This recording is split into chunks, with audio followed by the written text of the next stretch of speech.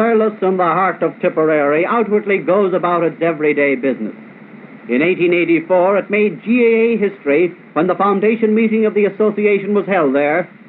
But in August 1949, it is a scene of other activity, for after the work of the day, the men of the county hurling team prepare for the All-Ireland Senior Hurling Final. The sports field, so often thronged for and alive with hurling final thrills from Munster, provides the preparation ground. Physical jerks, which the players take very seriously, running, sprinting, and keeping their eye on the ball all form part of the Tipperary preparation.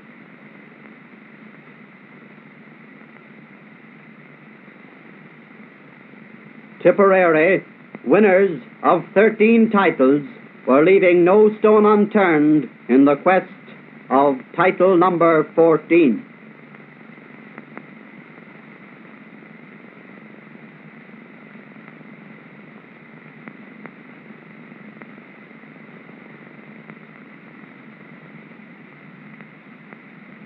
Captain Pat Stakelum and former hurling star and now trainer Phil Purcell find much to talk about in the way of tactics.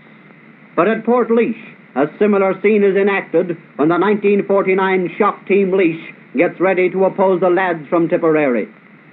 Trainer Dinny O'Neill, a grand player in his day, gives a few hints to Joe Stiles. Led by Paddy Rusty, their captain, they too indulge in sprinting and fast ball play. Vidar a rain e golabul a hai cleha creav na heron. And the lads do a round of O'Moore Park, finishing with that burst they hope will bring them victory.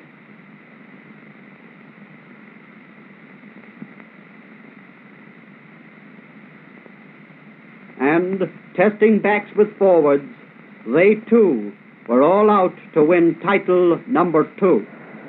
September the 4th, final day in all its glamour. Taoiseach arrives and is escorted to his seat by Pádraig O'Keefe. And Shin Tagan Uachtar the Heron August Bani Kelly. And as they are greeted by the presidential salute, bit by bit, the grand scene is being set.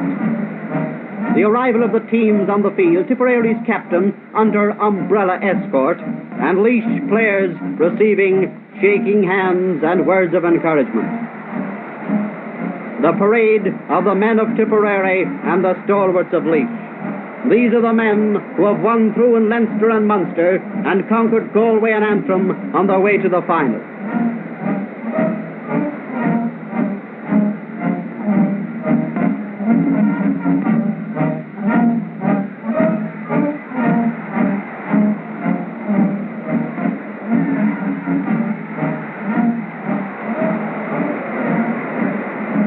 Most Reverend Dr. Canaan, Archbishop of Cashel, is escorted onto the field by GAA President Micheál Keogh, and the 67,000 people stand and sing the national anthem.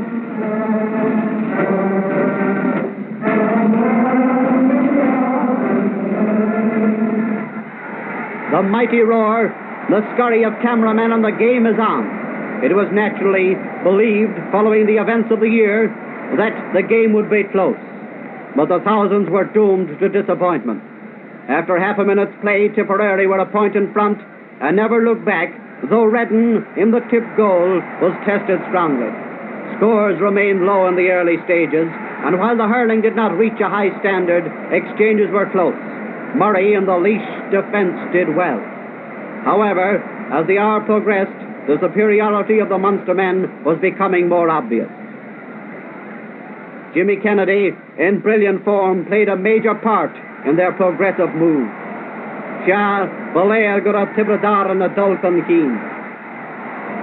Even in the opening half, it was Tipperary's attack in a long tussle with the Laois backs.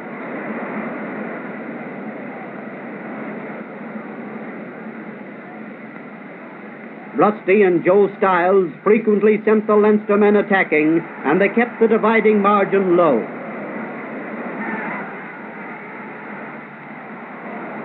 Laois were not downhearted despite the trend of events and battled every inch of the way. Their biggest setbacks and Tipperary's greatest boosts were the runs and shots of Kennedy from the left wing. And while some went wide, others did not.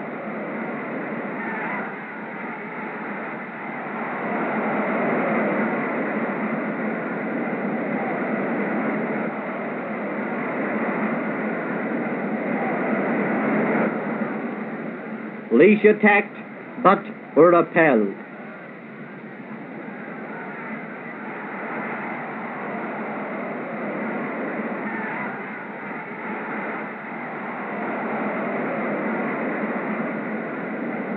Mick Ryan paves the way for another Tipperary onslaught on the Laois goal.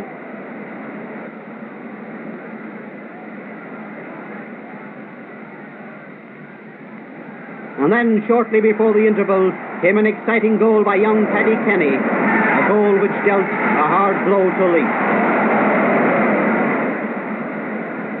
At half-time, Tipperary were 1 goal and 5 points to 3 points in front, and as the Artane Boys band paraded, many distinguished visitors from all over the world watched, listened, and were entertained.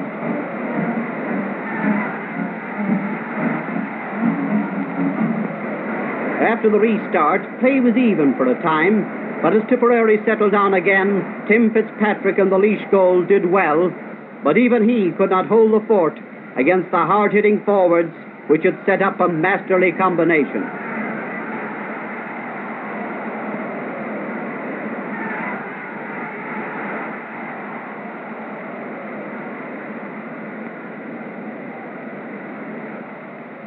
One of the highlights of the game was a point from a 50-yard sideline puck by Sean Kenny. Much of the great cheering one associates with such a day was missing, and Laois somehow never reproduced the form that had beaten Galway in the All-Ireland semi-final, against which Tipperary had stepped up to the peak.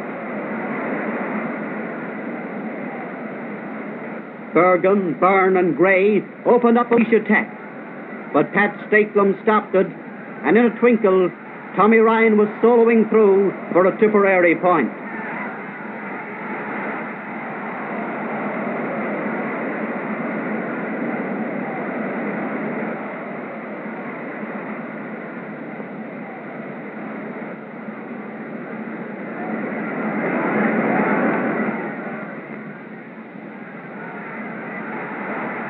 In comes Bannon, chased by Laois's Liam White, but this Tipperary goal was disallowed for inside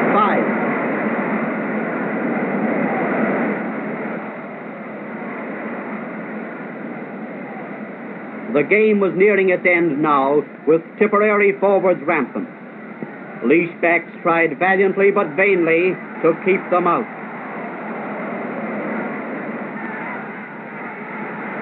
Some of the crowd were filing away before the final scores.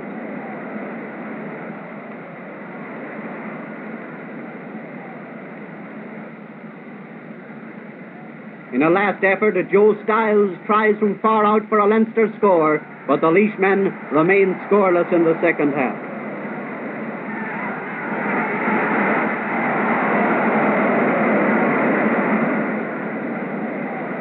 With the scoreboard, Tipperary 3 goals and 11 points, Laois 3 points. The game draws to an end.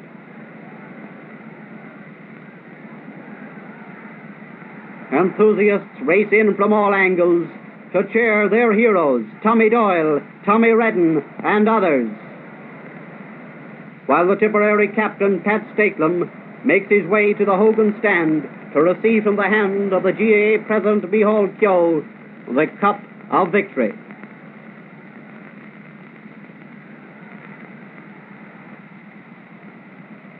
It was a great day for Tipperary, for star minor goalkeeper O'Grady receives the Minor Cup, prize for their triumph over Kilkenny.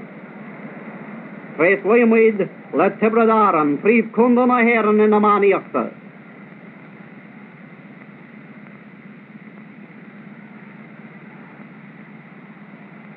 With thousands others, we salute the champions, Mick Ryan, Tommy Doyle, Tommy Ryan, Mick Byrne, Sonny Marr, all these hurlers whose deeds in 1949 have made history in Munster and in the All-Ireland series.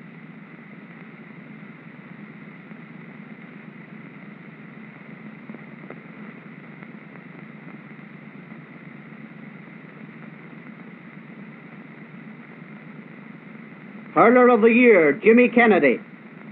And we salute, too, the men of Laois, defeated, yes, but still smiling and hoping for better fortune next year.